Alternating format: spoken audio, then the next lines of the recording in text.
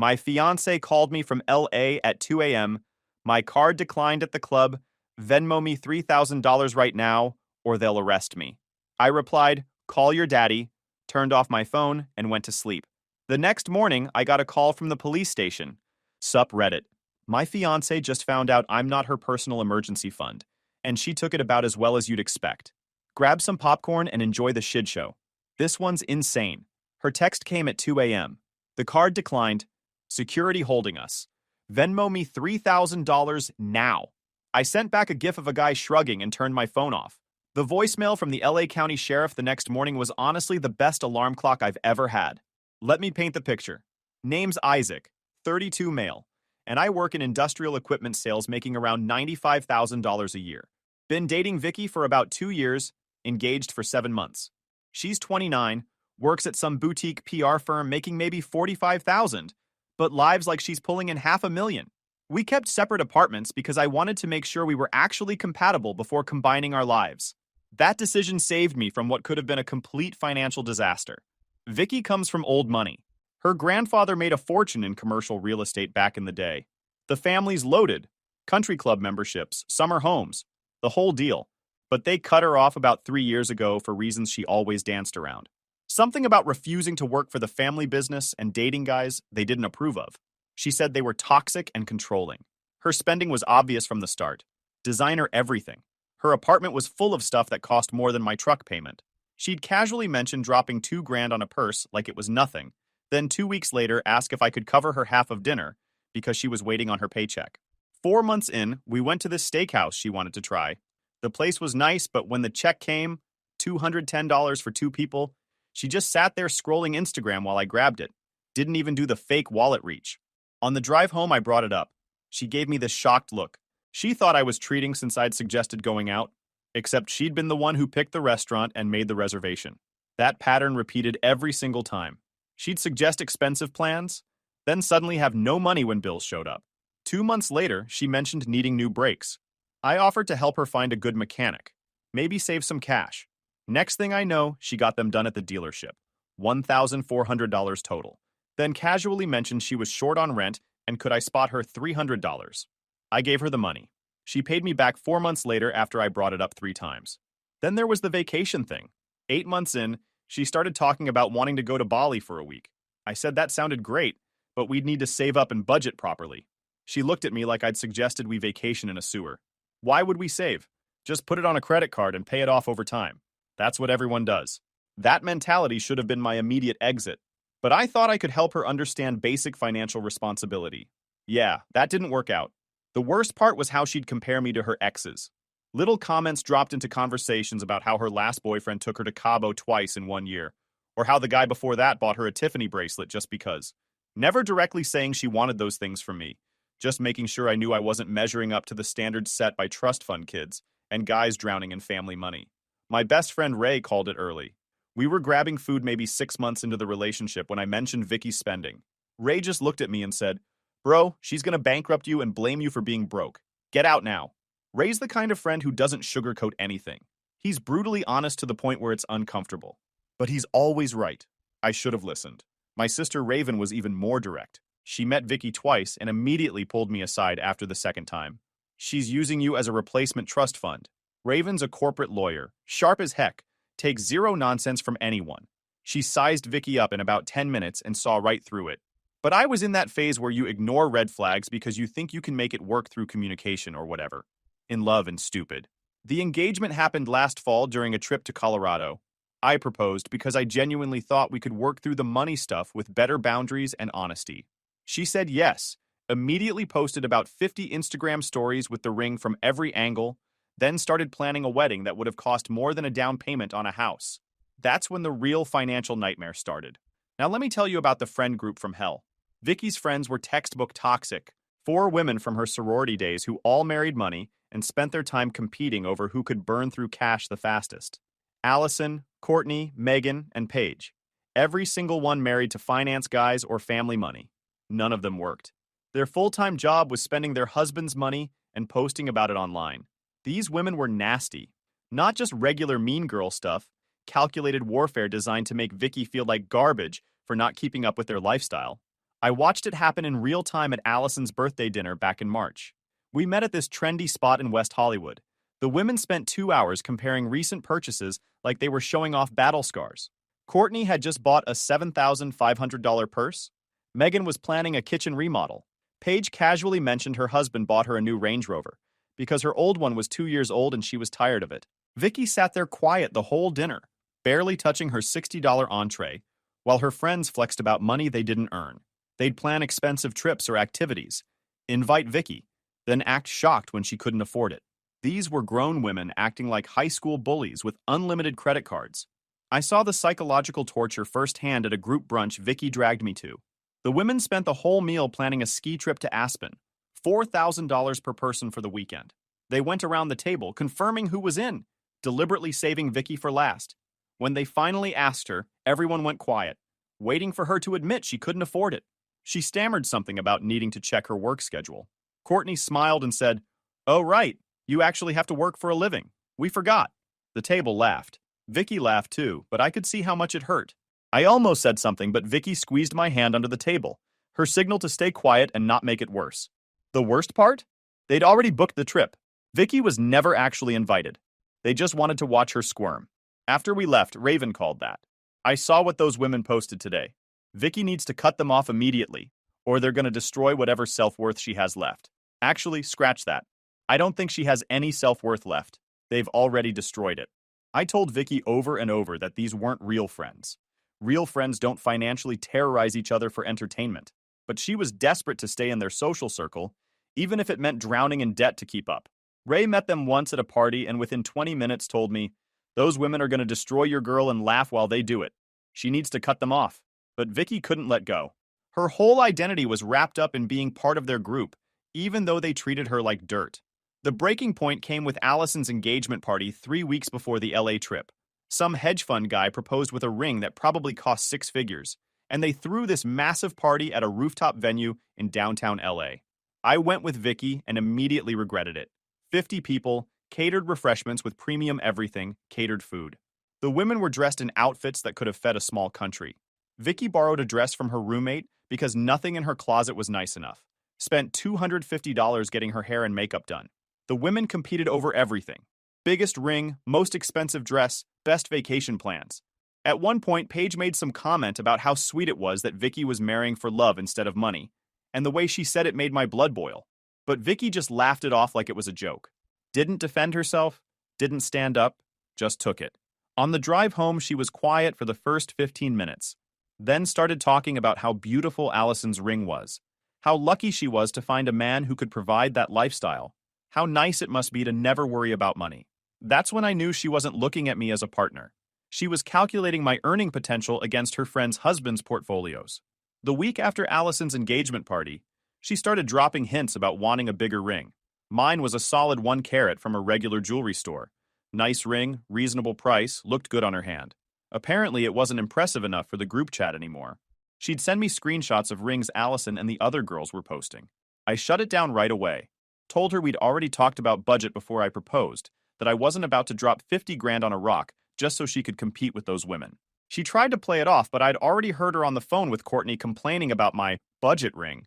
She'd used the word embarrassed. That hurt more than I wanted to admit. The ring thing faded after I made it clear I wasn't budging. But 2 weeks ago, she said she was planning a bachelorette party in LA. Not discussing. Just telling me she'd already started coordinating with the girls, and they were looking at flights for the following weekend. I asked how much it was going to cost. She got vague right away. Said the girls were splitting everything so it wouldn't be bad. I pushed for real numbers. Finally, she admitted it was around $3,500 per person for flights, hotel, dinners, clubs. I actually laughed. Not trying to be cruel, but it was too absurd. I told her straight up, absolutely not. If she wanted to go to LA, she needed to figure out how to pay for it herself. The fight that followed was nuclear. She said I was being controlling, that any man who actually loved his fiancée would want her to have fun with her friends, that I was humiliating her by making her look poor compared to the other girls. She pulled out her phone and shoved it in my face, showing me their group chat. All the girls confirming their spots, posting about outfits they'd bought for the trip, sharing links to rooftop bars and beach clubs they wanted to hit. "Look at this," she said, voice getting shrill. "They're all going. I'm going to be the only one stuck at home because my fiancé won't support me having one fun weekend before we get married. I reminded her we'd talked about financial compatibility before getting engaged. She could choose between the LA trip and having a fiancé because I wasn't funding both. She stormed out, stayed at Courtney's place for 4 days. Didn't answer my calls or texts, just radio silence while she and her friends probably planned how to get me to cave. When she finally came back, she said she'd found a solution. Her dad had agreed to pay for the trip if she promised to be more responsible going forward. I was immediately suspicious. She'd told me her parents cut her off completely years ago. Now suddenly her dad was dropping several thousand on a bachelorette party. She insisted they wanted to help with special occasions, that this was important, and they were supporting her fresh start. I didn't buy it, but figured if her dad wanted to bankroll her party weekend, that was between them. At least it wasn't my money. The trip was scheduled for Thursday through Sunday. She packed 2 massive suitcases, a carry-on stuffed with makeup and jewelry, 3 different going-out outfits per night. She was more excited than I'd seen her in forever. Ray came over the night before she left. We were hanging out on my patio when he looked at me and said, "You know this trip is going to end in disaster, right?" I told him I wasn't worried. Worst case, she came back broke and learned a lesson about budgeting. He just shook his head. "Bro, you're about to dodge a bullet. Just watch." He was more right than either of us knew. Thursday morning, Vicky left for the airport. Immediately started posting stories. Pre-flight drinks in the terminal. First-class seats that definitely weren't in any budget she'd mentioned. Group selfies where everyone looked ready for a magazine shoot. The red flags started right away. Thursday night, her stories showed dinner at Nobu Malibu. The table was covered in expensive sushi and bottles I knew cost serious money. Friday was pool cabanas at their hotel in Beverly Hills. The kind that rent for $800 a day minimum with premium service and dedicated staff. Her stories showed them lounging around like celebrities. Not a care in the world. Saturday morning was shopping on Rodeo Drive. None of this matched any reasonable budget. This was full luxury mode. I texted Ray a screenshot of her latest story. Them at some rooftop lounge with a VIP table set up. He replied instantly, "Start planning your exit strategy. This is going to get worse." Raven called me Saturday afternoon. She'd been following Vicky's stories too. "Please tell me you're not paying for any of this." I told her Vicky said her dad was covering it. Raven just laughed. "Her dad didn't give her a dime. She's maxing out credit cards as we speak. Get ready for the fallout." Saturday night, I went to bed around midnight. Had stuff to do Sunday. Put my phone on silent and crashed. I woke up Sunday morning around 9 a.m. to my phone going crazy. Notifications everywhere. Missed calls from Vicky, multiple unknown numbers, voicemails piling up, text messages that got more unhinged as the night went on. The timeline I figured out later was this. Saturday night around midnight, Vicky and her crew went to some exclusive club in West Hollywood. Got a VIP table, kept ordering premium service all night long. Around 2:30 a.m., the bill came. Just over $11,000 for one table. Vicky tried to pay. Card declined. Tried another. Declined. Tried a third. Also declined. The other girls tried splitting it. Between all of them, they could scrape together maybe $4,000 in available credit. The club wasn't having it. Security got involved, took all their IDs, said nobody was leaving until the bill was paid. According to what I found out later, they sat there for over an hour trying to figure it out. Courtney called her husband, who told her to handle her own problems. Megan tried negotiating with the manager, who basically laughed in her face. Allison was crying in the bathroom. That's when Vicky started blowing up my phone. Missed the first dozen calls because I was asleep. Then at 2:47 a.m., my phone rang loud enough to wake me up. Some emergency contact setting I'd forgotten about. I answered half asleep, heard loud music blasting in the background, and Vicky screaming over it. She didn't even say hello, just went straight into, "My card declined. Security won't let us leave. Venmo me $3,000 right now, or they're calling the cops." I sat up, brain trying to process what she was saying. "What are you talking about? We ran up a tab at the club and nobody's cards are working. They took our IDs. I need you to send money right now or they're gonna have us arrested." Well, that's when everything clicked. "I thought your dad was paying for this trip. He gave me money for the hotel and flights, but we spent more than expected. My cards are maxed out and the girls can't cover it. Please, you have to help me." $11,000 for one night at a club. I couldn't even process that. "How much is the tab?" 11 grand, but they said they'd settle for 8 if we pay cash tonight. "Please, baby. Security won't give us our IDs back." $8,000. To bail her out of a mess she created by lying about having money for a trip she couldn't afford. "Call your dad." Silence except for the music. Then, "What?" You lied about your dad paying for anything, didn't you? This whole trip has been on credit cards. More silence. Then she started crying. I made a mistake, but I need help right now. We can talk about it later. That's when I made the decision that changed everything. Call your dad. I'm not your bank account. Are you serious right now? I'm your fiancé. When someone you love is in trouble, you help them. When someone you love lies to you about thousands in debt, you learn who they really are. Figure it out yourself. I hung up, turned my phone off, went back to sleep. Sunday morning, I powered my phone back on around 9 a.m. The notification avalanche was immediate. Missed calls in the triple digits, voicemails I deleted without listening, text messages from Vicky that went from desperate to angry to threatening as the night went on. The final text, sent around 8 a.m., I will never forgive you for this. You're disgusting. Around 10:30 a.m., I got a call from an LA area code. Answered. Is this Isaac Whitcomb? Yeah, who's this? Deputy Lopez, LA County Sheriff's Department, West Hollywood Station. We have your fiancée Vicky Bryant in custody. She asked us to contact you. I almost laughed. She'd actually gone through with it. Got herself arrested over a club bill she couldn't pay. What are the charges? Theft of services and disorderly conduct. She and 4 other women ran up a big tab at a nightclub and couldn't pay. When deputies responded, your fiancé got combative and resisted arrest. So on top of the financial disaster, she'd fought with cops. Perfect. Is she okay? She's fine. Spent the night in county lockup. She'll be released this morning if someone posts bail. She was very insistent you'd handle it. How much? $1,500. Cash or bond. The club is also still seeking restitution for their losses, which totaled just over $11,000. So she still owed the money that started this mess, plus bail, plus legal fees. Deputy, I appreciate the call, but I'm not posting bail or covering any costs. She created this situation. She can handle it. Long pause. Sir, are you certain? She was extremely insistent. I'm sure. She's got family. They can help. After I hung up, I called Ray. He answered on the first ring. Please tell me you didn't bail her out. Didn't pay a cent. She's sitting in county lockup right now. Ray laughed so hard I had to pull the phone away from my ear. Bro, this is the greatest thing I've ever heard. Please tell me you're ending it. Already am.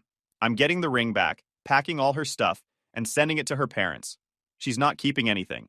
Need help packing? I'm free all day. Yeah, come through around 2. I hung up and immediately started screenshotting everything from her Instagram. Every story from the weekend, the Nobu dinner, the cabanas, the rodeo drive shopping, the rooftop bars, the bottle service, all of it. Then I went through her friends' accounts and grabbed their posts too. When they eventually tried to defend her or spin this as me being the bad guy, I'd have receipts showing they were all there burning through money together. The evidence was brutal. Every post was a nail in Vicky's coffin. Checked her Venmo next. Public account. Dozens of transactions from the weekend. Payments to LA clubs, luxury car rentals, designer stores. All with captions like best weekend ever and party emojis.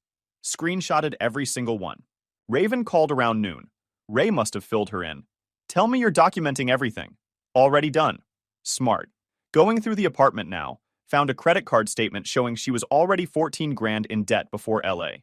Keep that, and when you pack her stuff, make a full inventory list with photos. She tries to claim you damaged or kept anything. You'll have proof you returned everything in perfect condition. Already planning on it. Good. You need help with anything? Ray's coming over to help pack. I got the rest covered. All right. Call me if you need legal advice on the ring. Technically, it's conditional property, but her parents might push back. Let them try. I spent Sunday afternoon going through my apartment. Every item Vicky had ever left got packed into boxes. All of it. Found a box of stuff she'd built up over 2 years. Some of it I'd bought her as gifts. Into the boxes it went. She wasn't keeping anything. Ray came over to help. We were packing when he found a receipt wedged under the bathroom sink. A credit card statement showing a balance of $14,000. Bro, look at this. I looked at the date. 2 months old. She'd been hiding credit card debt even before the LA trip. Keep that, Ray said. I photographed it and added it to the collection. We found more stuff as we packed. Shopping bags from stores I'd never seen her carry. Gucci, Saint Laurent, Balenciaga. Receipts stuffed in coat pockets showing purchases way beyond her means. A small notebook where she'd been tracking which credit cards had available limits and which were maxed out, complete with minimum payment, due dates circled in red. By the time we finished, we had 4 boxes of her stuff and a folder full of financial receipts and statements that painted a picture of someone completely out of control with money. By Sunday evening, I had 4 boxes packed and labeled. Called Vicky's parents and explained the situation in the most diplomatic way possible. Vicky had made some poor financial decisions. We were ending the engagement. Her stuff would be delivered to their house tomorrow. Her mom sounded more relieved than upset. We were worried about this. Thank you for letting us know. Monday morning, I rented a small truck, loaded the boxes, and drove to her parents' house in Pacific Palisades. Left everything on the front porch with a note. Vicky's belongings. Engagement terminated. Raven met me there. Nice work. What's next? Waiting for her friends to start their bullshit on social media. Soon as they do, I'm posting all the screenshots and shutting it down once. Then I'm done engaging. Right on schedule, Courtney posted a long Instagram story that afternoon about toxic men and emotional abuse. Didn't name me directly, but the subtext was obvious. I texted Ray, time to post the receipts. I'd already prepared the response earlier. Since we're sharing stories about the LA trip, here are some facts with timestamps. Sometimes financial responsibility looks like abandonment to people who've never experienced consequences. Attached every screenshot, all timestamped, all showing exactly what the weekend cost. I also included screenshots of Vicky's Venmo transactions with captions like, living my best life, next to $800 payments to nightclubs. Ray posted it to his story with his own caption, y'all really gonna defend this? Within an hour, the narrative shifted. People who'd been ready to destroy me started asking questions. The friend group went radio silent. Within 2 days, I started hearing through mutual connections that the friends were distancing themselves from Vicky. Courtney removed her from the group chat. Megan unfollowed her on Instagram. Allison posted a story about cutting out toxic people who create unnecessary drama. The best part? Paige's husband apparently saw the club bill and the arrest report. He'd fronted some money thinking it was a reasonable bachelorette party, not a felony-level spending spree. He banned Paige from hanging out with Vicky ever again and made her pay him back every cent. So now Paige was mad at Vicky for ruining her marriage's finances. But I wasn't done yet. The ring became a problem Tuesday morning. Vicky's mom called. Her dad had bailed her out Monday afternoon. She was staying with her parents and wanted to arrange getting her stuff. I told her mom the stuff was already delivered. She paused, then asked about the ring. I'd like it back. Vicky says that's an unconditional gift. She's keeping it. I'd expected this. Tell Vicky she has 2 options. She can return the ring voluntarily, or I can report it as stolen property, since the engagement is terminated. Her choice. Her mom went quiet. I'll talk to her. 2 hours later, Vicky's dad called. Let's be reasonable about this. The ring was a gift. The ring was a conditional gift as part of an engagement contract. The engagement is terminated. I want it back. Vicky is very attached to it. Vicky can be attached to explaining to a judge why she kept a $6,000 ring after ending the engagement through fraud and criminal behavior. He sighed. I'll have her return it. Wednesday afternoon, he showed up at my apartment with the ring in its original box. Didn't say a word, just handed it over and left. Didn't make eye contact, didn't try to argue. I immediately drove to the jeweler and returned it. Got a full refund, $6,000 deposited back into my account within 3 business days. Ray found out that night when we met up to hang out. You actually got it back. That's cold-blooded. Yeah, she wasn't keeping $6,000 of my money. Respect. What's next? That's when Raven showed up and dropped the real bomb. She slid into the booth looking way too pleased with herself. I did something you might think is excessive. What did you do? You know how Vicky works at that boutique PR firm? Yeah. Well, turns out her boss follows me on Instagram. We're in the same professional network. And she happened to see the screenshots of Vicky's LA trip. I saw where this was going. Raven, what did you do? I didn't do anything. Her boss made her own conclusions about an employee who took a long weekend, posted a ton about expensive activities during work hours, and then got arrested for theft of services. Vicky's probably going to get a call about her employment status real soon. Ray almost choked. Bro, your sister is diabolical. Raven shrugged. I'm just saying, if you're going to post your criminal activity all over social media while you're supposed to be working, maybe don't have your boss in your follower list. The call came Thursday morning. Vicky's roommate texted me. Vicky had been fired. Something about social media conduct and representing the company poorly. They'd let her go effective immediately. So in 1 week, she had gotten arrested in LA for theft and fighting cops, racked up over $15,000 in new debt she couldn't pay, lost her fiancé and her ring, lost her job for posting her crimes on social media, had to move back in with her parents at age 29, been cut off by all her friends who blamed her for the disaster. and I felt absolutely nothing except relief that I'd dodged this mess. Ray and Raven were at my place Thursday night when my doorbell rang. I checked the camera. Vicky standing on my porch looking like she hadn't slept in days. "Don't answer it," Raven said. "Wasn't planning on it." I turned up the TV volume. Vicky rang the bell 6 more times, then started pounding on the door. "Isaac, I know you're in there. We need to talk." She kept at it for another 10 minutes. I could hear her voice getting more desperate with each round of knocking. She kept pounding for another 5 minutes before finally leaving. Sent a string of text messages I didn't read. Friday morning, her friends tried one last coordinated attack. Allison posted about men who abandon women in crisis. Megan shared something about financial abuse. Paige wrote a whole essay about controlling behavior. Ray handled it for me. Posted one reply. "Since we're talking about financial abuse, here's someone hiding $14,000 in debt from their partner while planning a wedding. Y'all really want to die on this hill?"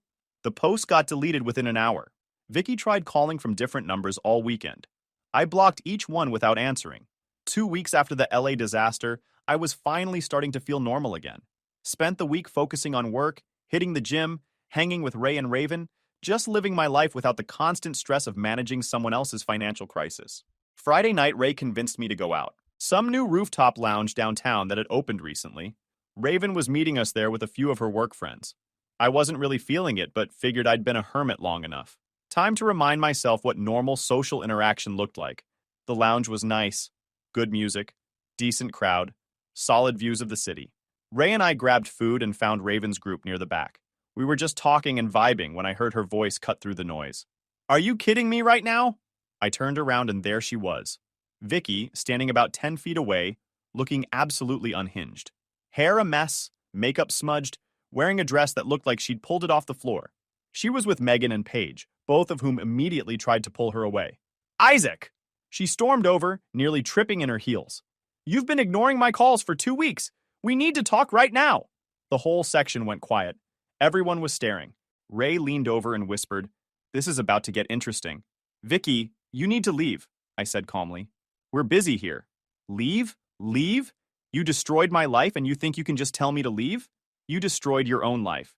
I just stopped funding the destruction." She got closer, pointing her finger in my face. "You left me in jail. What kind of man does that?" "The kind who's not responsible for his ex-fiance's felony theft charges." Someone in the crowd laughed. That set her off even more. "You're such a jerk. This is all your fault. All of it. If you had just sent the money, then you would have learned nothing and I'd still be engaged to someone who lies about debt and gets arrested at clubs." A guy near us muttered, "Dang, she got arrested?" His friend replied, "This is better than reality TV." Vicky heard them and spun around. "Mind your own business." The guy held up his hands. "You're screaming in public. It's everyone's business now." She turned back to me, mascara starting to run. "You're enjoying this, aren't you? You love watching me suffer." "I'm not watching you do anything. I'm trying to hang out with my friends, and you showed up uninvited to scream at me." Raven moved next to me, arms crossed, looking like she was ready for war. "Vicky, I strongly suggest you walk away before this gets worse for you." Vicky turned on her. "Stay out of this.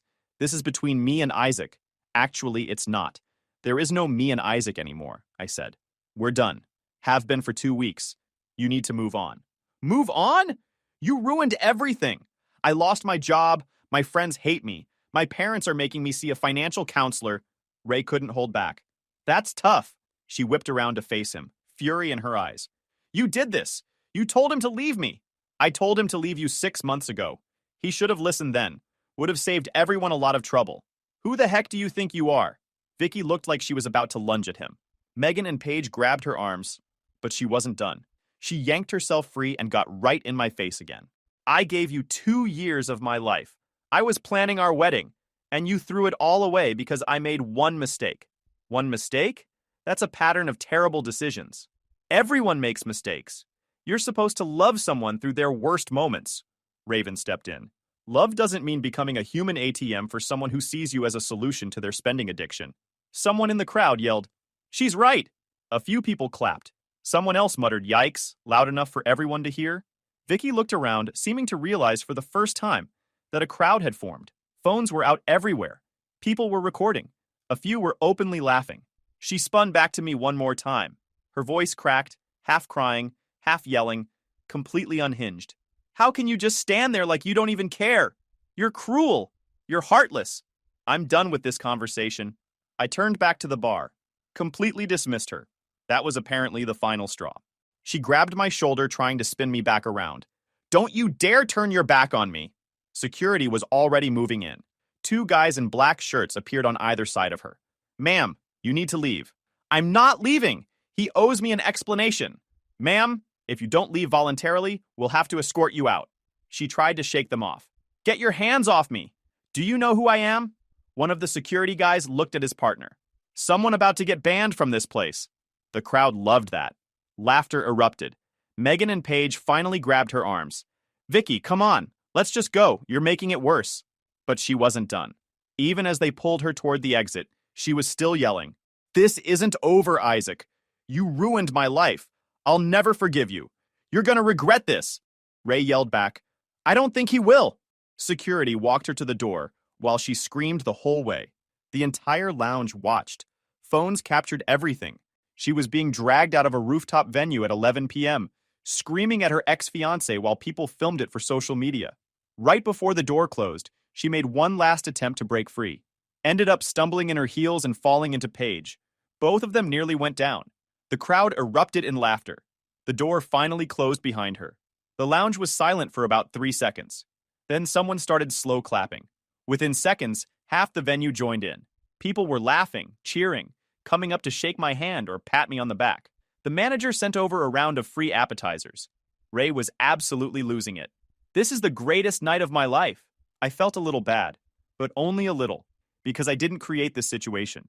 All I did was refuse to enable destructive behavior and stand my ground when they tried to make me responsible for their choices. 3 months ago, I thought I was planning a wedding. Now I was planning a life where my biggest stress was choosing which place to hang out at Friday nights. Sometimes the worst things that happen turn out to be the best. The lounge slowly went back to normal. Music picked back up. Conversations resumed. And for the first time in 2 years, I felt completely free. Guys, we are so close to hit 100,000 subscribers on this channel. If you are not subscribed to the channel, please consider subscribing. It really helps hit that 100,000 mark. Thanks for making this dream come true.